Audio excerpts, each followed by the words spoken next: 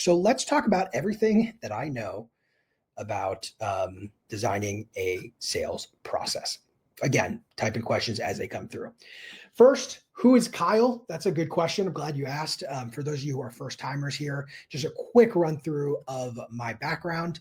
I have worked with over 80 B2B SaaS and service companies, helping them build a repeatable sales process. Might be closer to 90 now. I got to recount at some point, but that's like a job that I don't feel like doing. So it's a lot. I've worked with a lot of sales organizations. I've built a lot of sales teams.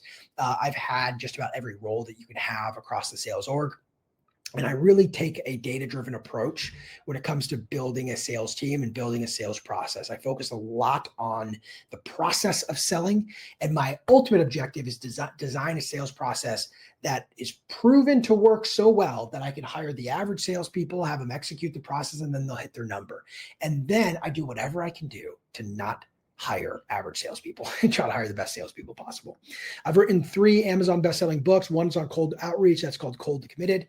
The other is on leading sales team. And the most recent one is on building a repeatable sales process. That goes into 16 steps in order that you need to follow in order to build a repeatable sales process. More of a workbook, a lot of tools that you can use. I think it's really good. And then finally, I've helped our clients sell over 100 million in software and services, 280 million in money raised, and I've personally trained over 1,000 salespeople. So I've been around the block. I understand sales for both software companies, service companies, agencies, coaches, consultants, and even physical products. We have several clients that sell physical goods. Here's the main problem.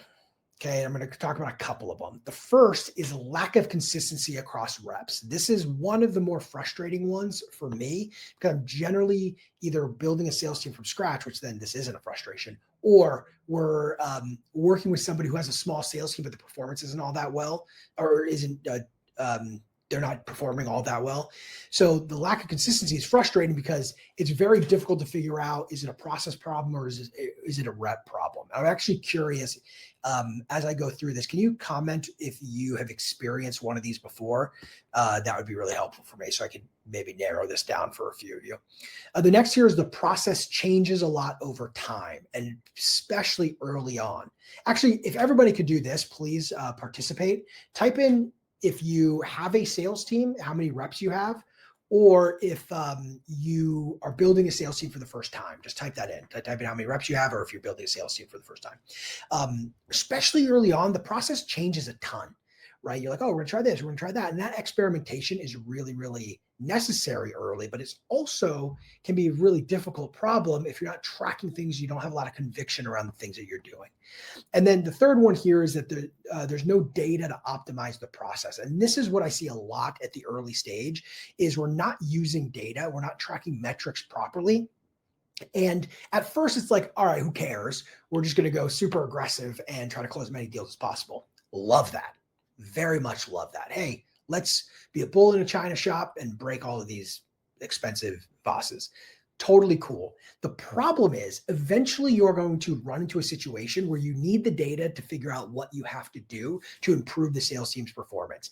And that kind of data problem is one where you need to collect 30 days, 60 days, 90 days worth of performance metrics from the team to be able to make that kind of decision. It's nice to have that data from the beginning. So that's what I encourage. And let me look here real fast. We got building a team, 1 rep, trying to build, 5 people, good. Bruce, 2 reps, Sam, 1 rep. Great, perfect. I'm glad everybody here, with the exception of Lauren, seems like that you have a couple of salespeople. So this is great. And Lauren, this is still going to be appropriate for you as you build your first sales rep. I like your first sales rep, just for you, Lauren. I like the first sales rep to be somebody that I hire to take over a process that I am doing. Right. And you may need to make some tweaks to what you're currently doing, especially if you're a little bit like all over the place because you're doing a whole bunch of different jobs and sales is one of them. But if we add a little bit of structure there, it's usually very, very useful. Okay. There's a big opportunity here about being more intentional about your sales process and tracking your sales process properly. Is it creates this link between the actions being taken and then the results that they generate. So a lot of times we're looking at deals closed. That's a lagging indicator. of success. It's kind of the indicator of success, really, right? It's just how much revenue are we closing. The leading indicator are the activities that result in those outcomes. And for AEs, those activities might be doing demos. Maybe they do their own prospecting and they're doing their own outreach as well.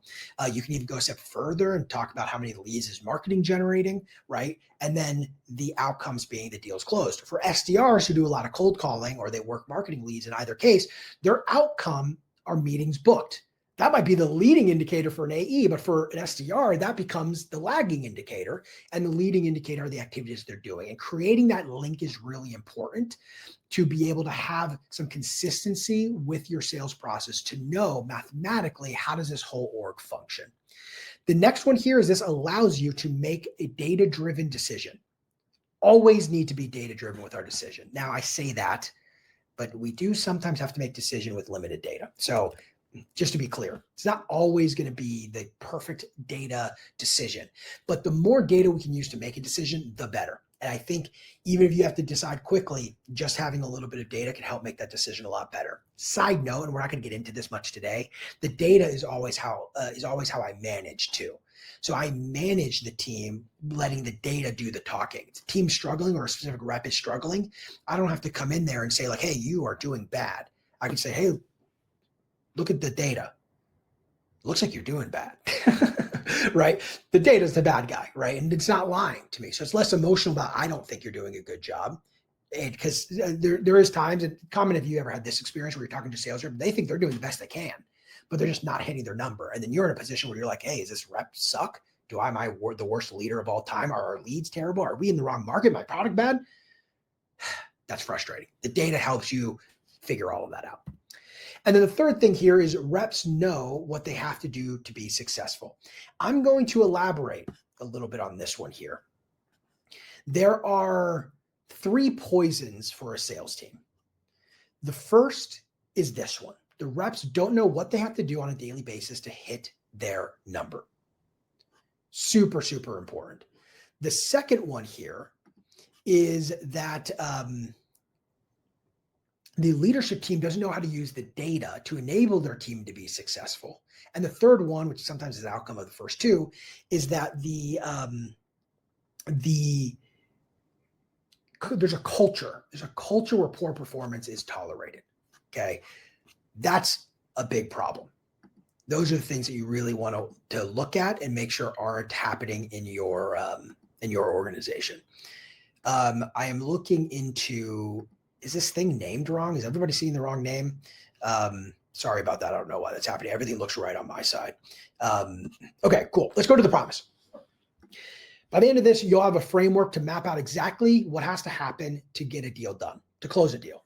And there's 3 core principles we're going to be walking through, and then I'm going to share with you a framework and how to use it in order to design out that sales process. The first is it must be flexible.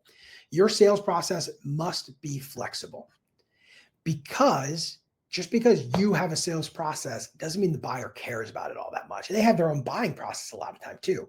In fact, if you can comment, do you sell kind of more transactional deals? So let's say the SMB, less than 30-day sales cycles, probably more like 14-day average sales cycle. So I'd say SMB, do you sell to SMB?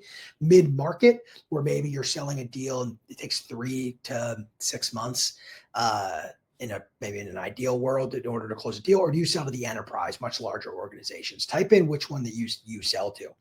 And the key here is we want to make sure, I said flexible, but we're actually on an objective. I misread it, sorry. I'm going to go to flexible here because that's what I'm talking about. You want to make sure that your sales process is flexible enough to accommodate the buying process of the buyer, but it also still must be objective, where the feelings of the sales rep doesn't indicate or doesn't impact what stage they're in of the sales process. Because if you have every sales rep using feelings and it's not super clear how they're supposed to use each deal stage, then you can't use that deal stage data in order to make decisions on where you need to focus in order to improve the sales performance. And the third one here is really related to that. It must be really measurable. We want to make sure that we have a clear, measurable sales process where we know a deal comes in over here, it exits over here. And the length of time and the drop off and all of the metrics help us understand which part of our process needs the most work. And our process is built in a way to where it's resilient for different types of buying processes. Okay. How we do this is we use something called the sales process designer. Okay. The sales process designer is a tool that I developed to help us get a lot of clarity around what our sales process looks like, both for the average sale as well as the occasional one-off extra meeting and stuff that has to take place. A couple of things that I'm going to talk about here. Give me 1 second. Okay. I'm going to hold this up for a second. Let me break down what you're looking at. I'm going to move my mouse over here. We have the different deal stages. I put 4 here. That covers a lot of sales processes. Sometimes for more enterprise level selling, you have a lot more than that. That's okay. But generally, even on the enterprise, you have these 4 main deal stages. The blank boxes above each stage, these are the meetings. So the meetings that are required in that deal stage, or I shouldn't say required, could happen within that deal stage. We're going to go through some examples shortly, and you'll see what I mean. So in deal stage 1, maybe you're doing a qualification call. Maybe you're doing a demo. Deal stage 2, maybe you're doing the demo. Maybe it's more of a technical review with somebody. Maybe you're doing a meeting where you go through a demo with the users of the solution. So you're expanding on what meetings have to happen, and you're keeping them within different deal stages, even if they're optional. Maybe not every company is going to use them, but that's okay. They're all still within this deal stage. And then finally, we have exit criteria. And the exit criteria is very clear. Like, hey, this is what has to be true objectively. They scheduled the demo. They signed an NDA, or we signed their NDA, whatever it is. That's objective. That is exit criteria to go from one stage to the next. This helps every sales rep use the same definitions, which is key here. That's what I really want to impress upon you, that we keep a lot of the same definitions. So let's go through each one of these one by one. First, our deal stages. They're critical for getting information from your sales process and quickly identifying bottlenecks. I can actually show you an example of how I use this in a minute in a different place. I'll pull that up and I'll show it to you in real time. Here's what I see. There's a couple of big mistakes, but one of the big ones are they'll keep their deal stages pretty ambiguous. So they'll use general stages like demo, close won, close lost. And the problem is it doesn't give us the information we need to actually improve the sales process, because you may have met with them a handful of times after the demo in order to close a deal, but all we had was demo. Or let's say you sell like an agency service, you might do a qualification call, then you might do a walkthrough of your offering. Then you might do one more proposal call where you walk through the proposal, and then they're close won and close lost. If all of those steps are all in one stage, and then you go to close won and close lost, not good, because now we don't know where things are actually dropping off. Is it from when we walk through the proposal? Is it before the proposal? When is it, right? Deal stages need to represent your actual sales cycle, okay? I want it to be very clear. So if we were talking about that example, you might have qualification, then evaluation, where you're doing the walkthrough of your solution, and then proposal. Then you'd have 3. And then close won and close lost would be the kind of the final stage, but that's not in the sales process designer. We don't have a step for close won and close lost. That's like an outcome, right? There's no meetings and stuff there. So here's the action step here. Decide on how many stages you need and write out which deal stages make the most sense for your company. Here's an example. We have discovery, demonstration, and evaluating.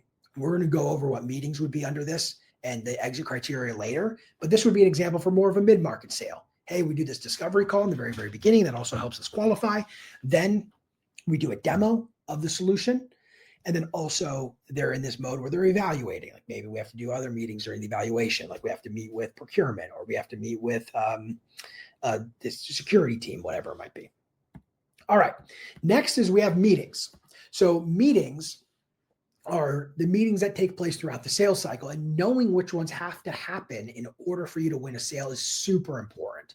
The first reason why is it allows you to match your sales process to the buyer's unique buying process.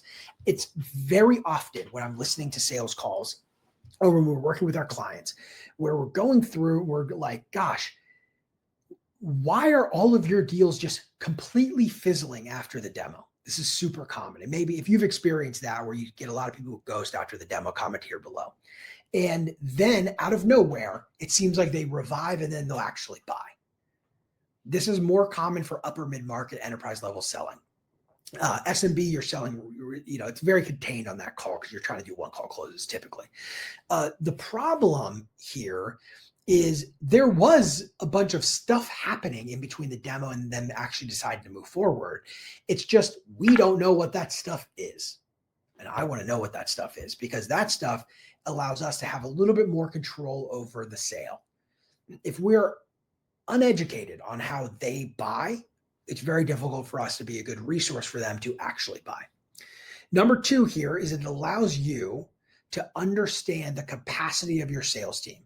When you can visually see this rep has a whole bunch of deals in deal stage 2, and I know deal stage 2 is the one that has the most work associated with it, the most meetings are possible. I know this sales rep is working a lot of deals, but if I have a rep where most of their deals are deal stage 1 or it's later stage pipeline, I know they got time because there's probably less stuff to do around that time. Or maybe it's different. Maybe the later stage stuff takes a lot more work. This gives you an idea of capacity. So the next action step here that you're going to do is you're going to, for each deal stage, have a list of possible meetings that take place. Not every buyer will require all of these meetings, but you should know that they are a possibility, especially for your salespeople, because they can suss out if this is real or not. So right here, you can see under that same example for the mid-market, we have a discovery call. That's under the discovery section, shocking. And then we have demonstration. This is where we do a product demo or we do a technical review. And then we have evaluating. That's where we'll do a pricing call. Now, all 3 of those or all 4 of those meetings may be mandatory, but some of them, maybe a technical review isn't always mandatory. So that would be an optional step. And you might have a lot of optional ones. It's important to have those so your sales reps know these are meetings that could possibly take place. You can say things like, hey, typically when I talk to CEOs who are interested in rolling something like this out, they want us to meet with the IT team and do a technical review to make sure that's going to integrate well into your current tech stack. Is that something you're going to require as well? That's great. Because now the rep is showing not only do we have a good solution, but I also understand what probably needs to get done in order to make sure that this solution is going to work really well for you. Build a lot of professionalism, builds a lot of credibility, right? So that's key here. So that's the next thing that you're going to do. You're going to spend some time and you're really going to build out what meetings are required for your sales process. And then the next here is we have exit criteria. Every deal stage needs criteria that is required in order for it to progress to the next stage. Now, this is where I see a lot of people ignore or they don't enforce it very well. And the problem when you do that is, like, here's a clear example, is reps will use different definitions for things. So let's say you have a discovery call and they go to a demo, and rep A has a discovery call with someone, says, great, let's book the demo right now. And they book the demo on that call and then they're good. They move the deal stage over. They moved the deal stage over because they had a discovery call that went well. And that prospect on that call booked a demo with them. Now, rep B has a conversation with somebody. It goes well. And they're like, perfect. Let's schedule the demo. And they're like, can you shoot me an email? Because I also want to get so-and-so involved. It's just too hectic for us to do it now. Yeah, not a problem.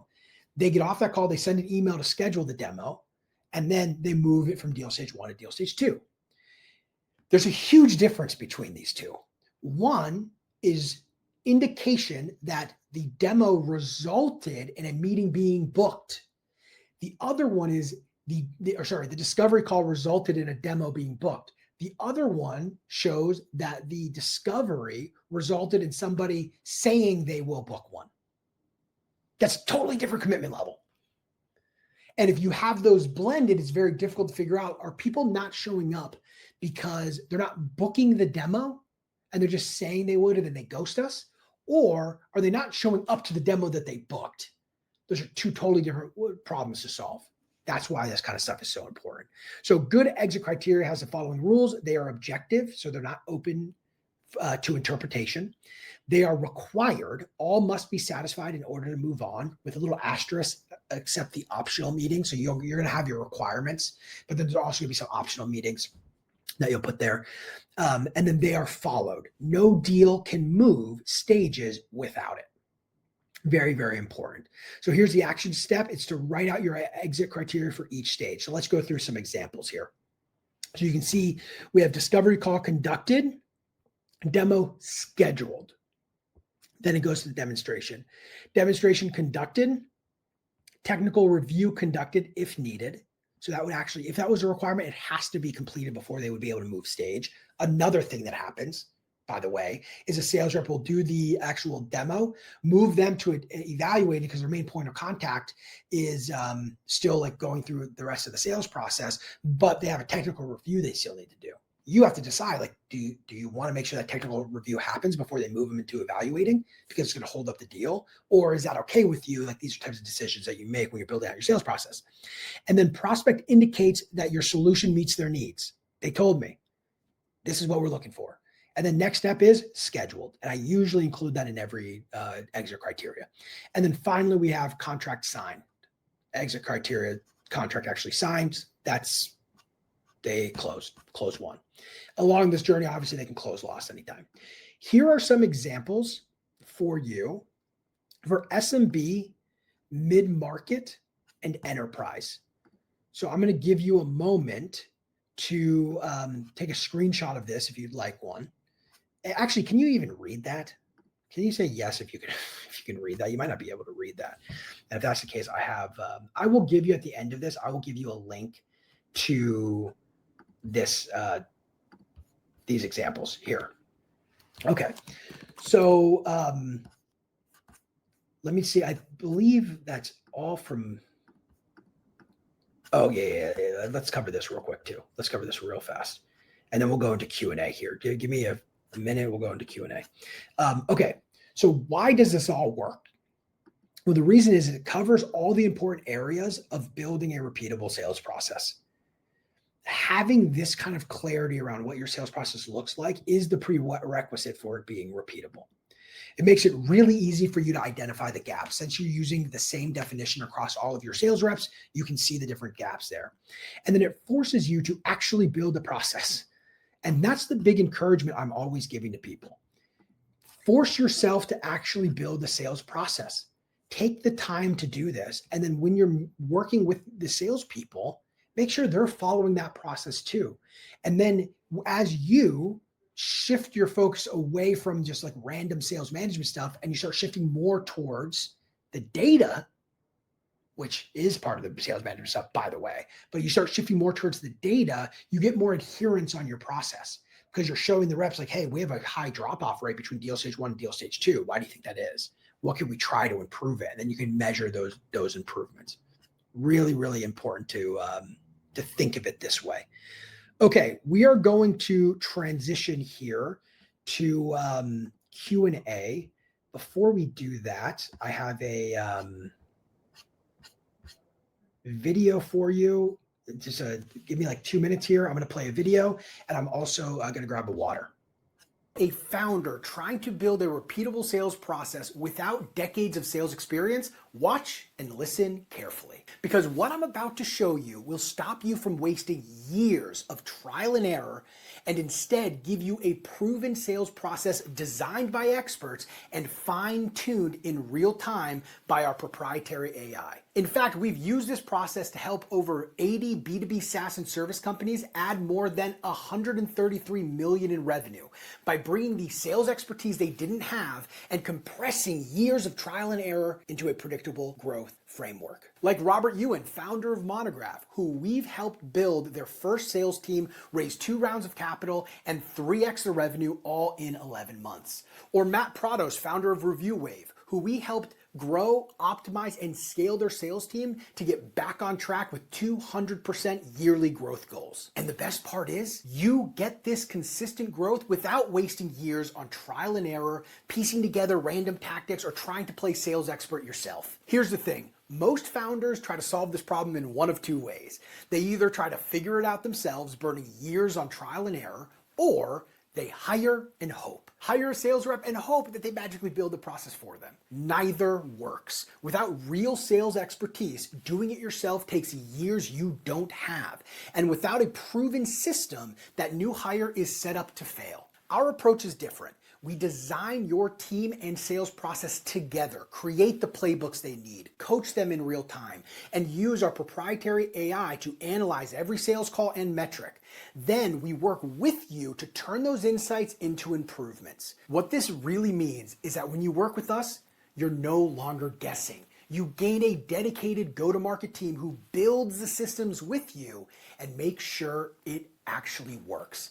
In fact, I guarantee it. We'll come in and build a completely tailored sales roadmap that details exactly what needs to happen, when it needs to happen, and we implement it into your business. And if you're not 1000% convinced that this document is the holy grail of your growth goals, we'll tear up the agreement and part ways as friends. Why would we do that? Simple. We only work with people we are certain we can help. Like David Goz from Bureau of Small Projects, who had a 266% revenue increase in 10 months by focusing on how deals were being managed and using that data to optimize the sales process. Or Chris Greco from Storewise, who we helped lock in the best quarter in company history while working together. So if you're hearing this and thinking, these guys have the sales experience I'm missing, they've done this for other founders just like me, and they actually guarantee I'll get a clear, repeatable system, then the next step is simple.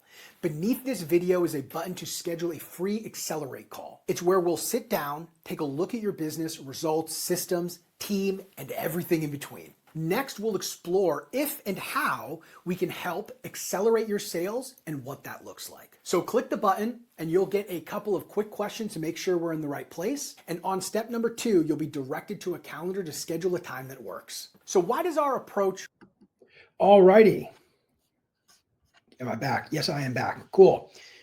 See, brief commercial break and I'm back ready to rock. So we're going to do Q&A. Type in any questions that you have. I think what I'm going to do, since there's no questions yet, is I'm going to show you a little bit of this in action. I wasn't planning on doing this, but let me log into our thing and let's do this. I think you will appreciate it. So one of the things that we do, so we look at a lot of these metrics. Oh, we're looking at these metrics constantly. And is this going to be a good, oh, you know what? I think we have to go to the other. Let's make sure that this is correct. Yeah. Okay. So this, I'll show you part of this here. We're rolling out so we built a tool that maybe some of you might know this already because I've brought it up before, but we built a internal tool. And we're rolling out our HubSpot integration right now. So our dashboard isn't fully back and ready yet, but this is what we use with our clients to look at their sales metrics. So I hid the client here, so you can't see who they are, their information is hidden. But I want to show you what we do. Now, a big part of this too is I show the different deal stages and what the drop off was. That report we had to do some changes with because we had to change our database. Or how we structure our database to accommodate the new HubSpot integration. But everything else works with the HubSpot integration. So this is all real time. Now, you can see like their all-time metrics here. You can see their all-time win rate. You can see the revenue-based win rate as well, which is, some people only look at revenue-based. Some people look at actual like unit-based win rate. Also average days in the sales cycle, average deal size, etc. And we can also see sales velocity, active pipeline, and then what's projected to close of that active pipeline. And then there's these certain metrics here. These are rolling metrics, or the ones that can be rolling are rolling, which are these 3. So right now their rolling win rate is 14%. Oh, can you guys not see what I'm doing? Jesus.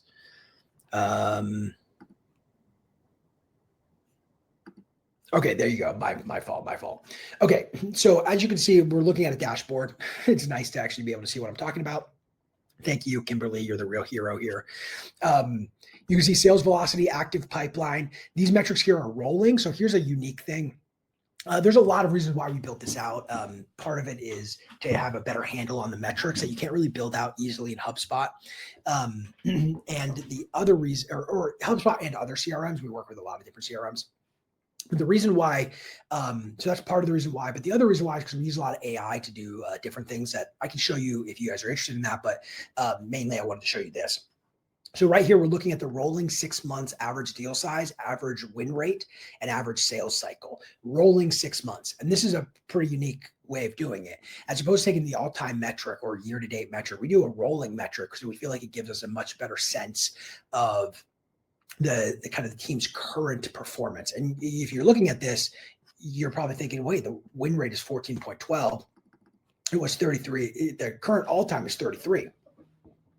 So the founder used to do all the selling, and it was really just based on his network. So his early win rate was really, really high. And then he hired a sales rep. They started doing more marketing lead gen stuff as well as some outbound stuff. So their win rate has dropped from the founder doing it themselves, but they're dealing with a lot more leads and stuff now. Okay, and now what's cool here is we can also see these metrics based on a time frame. So I can filter everything below here. And actually, why don't we do that? Why don't we just say, let's just do year to date. And then we'll do, let's just end it last month. So we're just looking at a full thing and we'll apply here. Oh, did we not have, I wonder what happened there. Maybe we might be missing some of the stuff here. Okay. Either way, I'll just show you all time here so we can use it as a good example. Again, for those of you who missed it, we just rolled out our integration to HubSpot, so things are still a little tricky. That's why this says new. This is our AE new dashboard. It's in beta, as we say. Okay, so you can see like we're looking at close one, and we can see that monthly. We can also go quarterly and just see based on the quarter what it looks like, but I usually keep these things monthly. You can see close one. We can also see our win rate as well, and it'll do both of them too. It'll show you them side by side. In this case, I don't want close one, so I'm going to remove that. So you can see how these things, the win rate has shifted over time. You can do what revenue, win rate, all of that.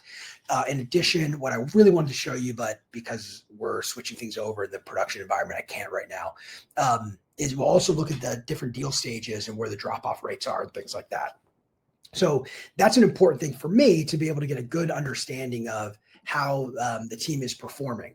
Now, in the CRM, you can see some of this stuff just out of the box. And that's ultimately what I want to encourage you to do is use your CRM and look at the performance of your team and go, okay, how are we doing? What deal stages are we struggling with? What's working well? What isn't working well? And then you make improvements to your sales process based on that.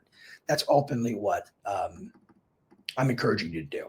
Here, I'm going to throw in the link to the sales process designer, so you guys have that too. I don't see any questions come through, which is rare, but that's okay. So I'm going to wind down. There's the sales process designer if you guys would like to use the material that we just walked through. Also, if you're building out your first sales team or you have a sales team right now that isn't performing as well as you'd like them to perform, we have ways to work with any size organization. Here's a link to schedule a meeting with me. I am out of town next week. I'm speaking at a conference. So I'm going to be out of town. Monday's open, but other than that, it's I'll be out of town. But the week after that, I'll be back to normal stuff. So feel free to schedule some time. We don't work with a lot of customers. It doesn't really matter your size. We have clients of ours that are doing $100 million a year in top line revenue. We also have clients that are doing $500K in ARR. So reach out. Happy to have a conversation with you about your current sales process. I'll make some recommendations on what I would do if I was in your shoes. I'll be very transparent with you if I feel like there's a good fit or not. If you have any questions in the meantime, never hesitate to reach out. I'll talk to you all soon. Bye.